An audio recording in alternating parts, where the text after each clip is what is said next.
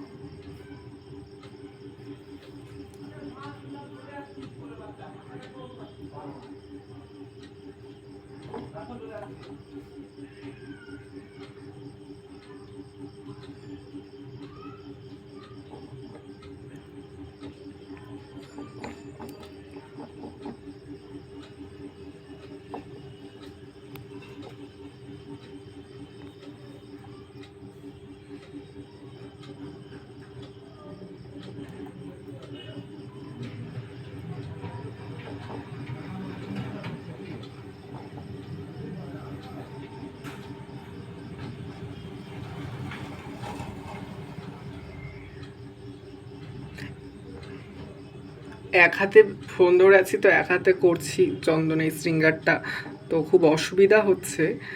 তোমাদের কিছুটা তো দেখিয়েছি, তো এইভাবে ঠাকুরের গায়ে লাগাতে হবে। তো আমি করে তোমাদের বাকিটা দেখাচ্ছি। অবশেষে ঠাকুরের চন্দনের শৃঙ্গার করা সম্পূর্ণ হলো। এবার ঠাকুরের ভুরু, তারপর কিছু কলকা করে দেবো।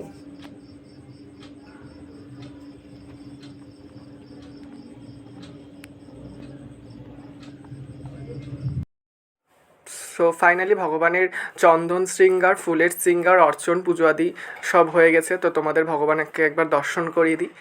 তো দর্শন করো তোমরা ভগবানকে। কেমন লাগছে শৃঙ্গার অবশ্যই কমেন্ট করে জানিও। এই যে দেখো আমার বলদেব, সুভদ্রা মাইয়া, জগন্নাথ দেব, মা লক্ষ্মী, যুগল কিশোর,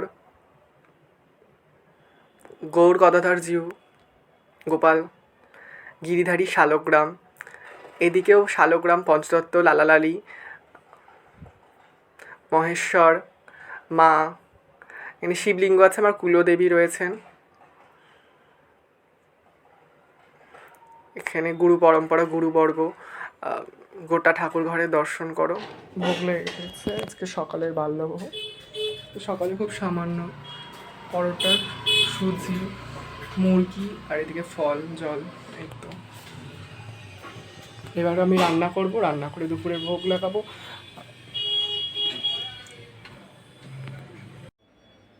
এইমাত্র ভোগ হয়ে গেল,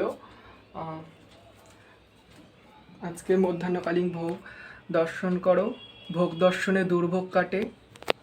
আজকে ভোগে ছিল পুষ্পান্ন, 7 রকম ভাজা, এদিকে জল, শরবত, ছোলার ডাল, পনির পোস্ত, এঁচোড় বা কাঁঠালের রসা, টমেটো চাটনি, আমের চাটনি, পায়েস, মিষ্টি, পান।